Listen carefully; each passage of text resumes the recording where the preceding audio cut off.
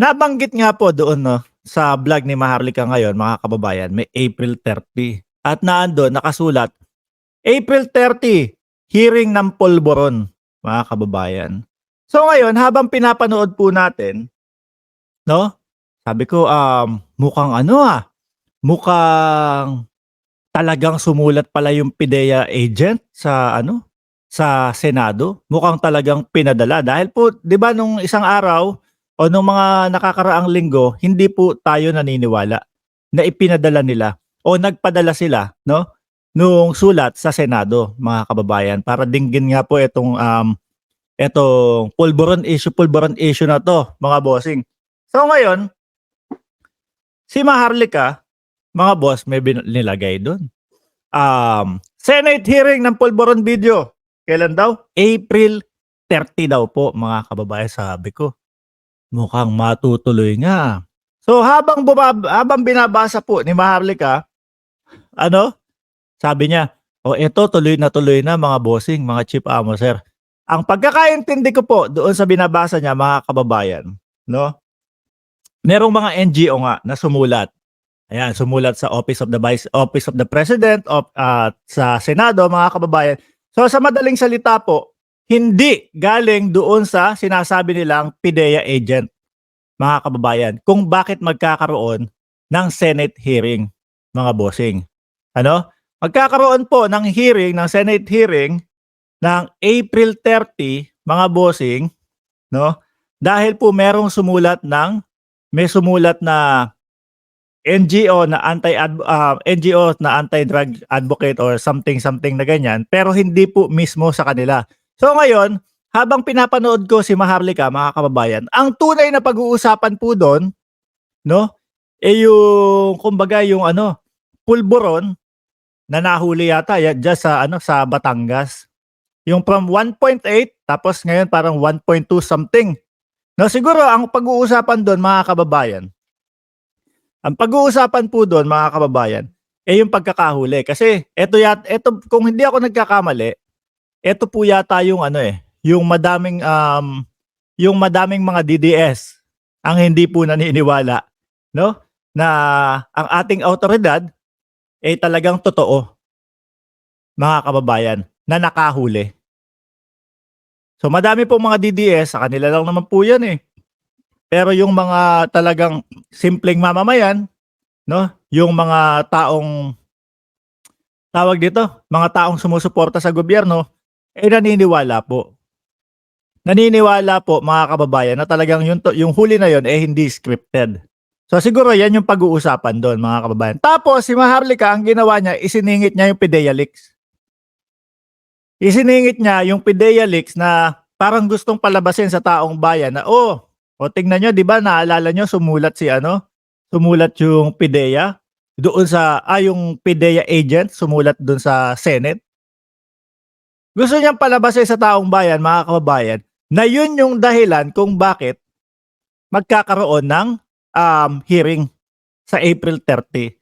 Pero ang totoo pong dahilan, mga kababayan, yun nga po, ang pag-uusapan yung tungkol doon sa huli, doon sa Batangas. So, mga bossing, chief amo sir, nakita ko kung paano niya talagang, alam mo yun, na isingit yung mga issue nila. Isingit yung mga kung ano-ano nila, mga kababayan.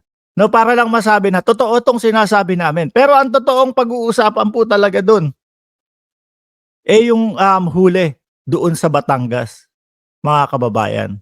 Bakit nila ginagawa ito? Kasi po nga, halos ubos na yung kredibilidad nila, mga kababayan. Halos pinagtatawanan na po sila ng tao, mga kababayan. Ano?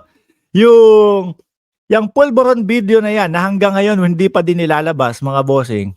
Ang dami ng date na inilabas, wala pa din. So ngayon, ang nakikita ko, mga kababayan, gagawa nila ng paraan yan, pero hindi makakapaglabas ng video yan. Sabi nga kapatid ni ni pangalan nito, ni Banat Bay sabi, merong limang video o limang kung ano man na ilalabas. Pero kapag tinuloy nyo yung People's Initiative na yan,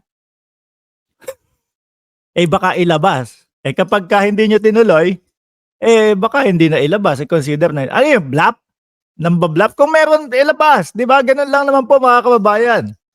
Kung yung isang piraso nga hindi mailabas na video, isang pirasong video hindi mailabas. Tapos eto ngayon hihirit yung kapatid ni Banat Bay, 5 daw? Anak ng tinapa. Magtikol ka na lang. Total yun naman yata yung alam mo. 5 dinagdagan mo pa problema nila Maharlika.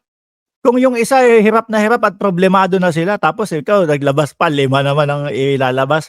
At kapag itinuloy daw po yung People's Initiative mga kababayan, baka ilabas.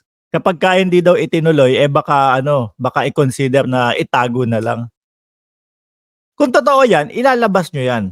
Labas nyo agad. Kasi gustong makita ng taong bayan din. Total, inumpisahan po nila mga bossing eh. Di ba? Total, inumpisahan po nila na maggaganyan. O merong, ang Pangulo, merong pulburon video.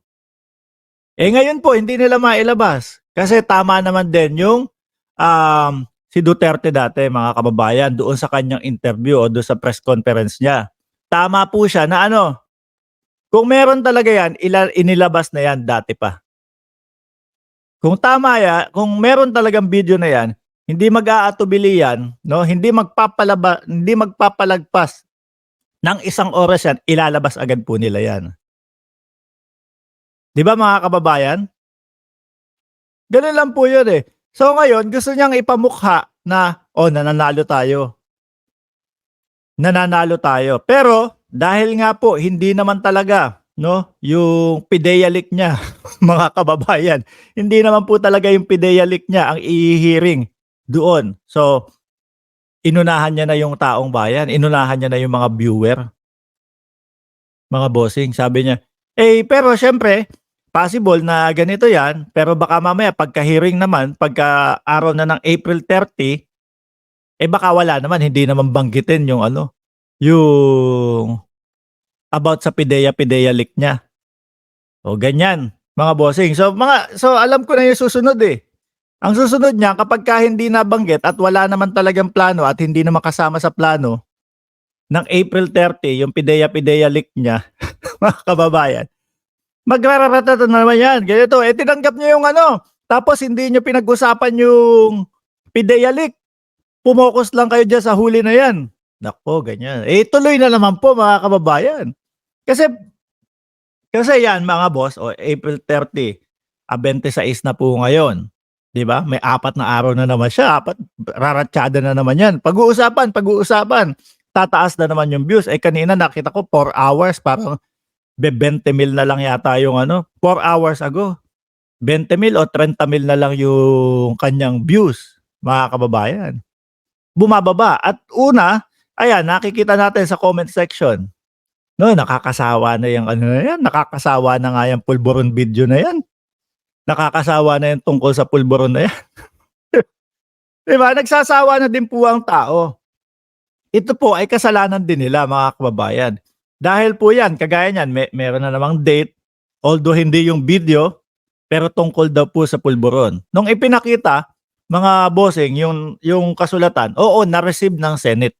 Pero ang talagang pag-uusapan, mga kababayan, talaga pong pag-uusapan yung tungkol doon sa nahuli, no, diyan sa Batangas.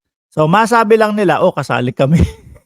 O tingnan nyo, totoo yung sinasabi namin. Kasi po mga bossing, para umabot sa punto na ang Senado tanggapin kung meron man talaga meron man talaga silang isinubmit na letter nung PIDEA agent na yon, mga kababayan.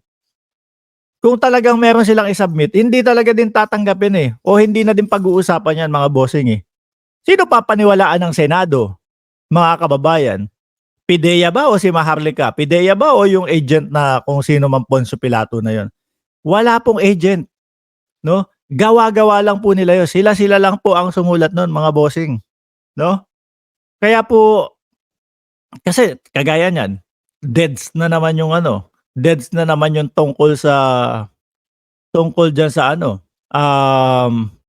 pulburon video. Deads na naman po 'Di ba? So kaya ngayon ang gagawin nila, kapagka hindi sila na kumilos at gumawa ng paraan para mabuhay 'yan at para masabi na totoo yung kanilang mga sinasabi na merong kunyaring, PIDEA agent, gagawa't gagawa sila. Kaya siguro nakakita ng pagkakataon o merong i-hearing mayroong i-hearing sa April 30, isingit mo kunyari yung PIDEA leak, pero wala po talaga.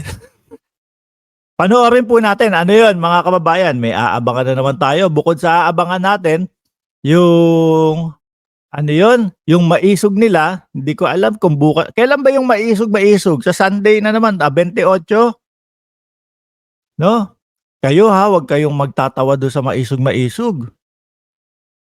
Baka sabihin mo, "Oh, 3,000 na lang sila." Eh, bakit po ba? Eh, kasi mga kababayan 3,000 na lang, yung 3,000 ay pupunta na naman tayo dun, yun na naman ang maririnig natin. Wag na, okey na, ire-replay ko na lang yung pinakinggan natin o yung ginawa natin nung mga naunang maisog. Oh, 'di ba? Ganyan po 'yan mga bossing. Talagang pinipilit 'no, pinipilit na lang po nila, mga kababayan. Pinipilit na lang po nila para talagang wala, ubos ang credential. Alam niyo po mga kababayan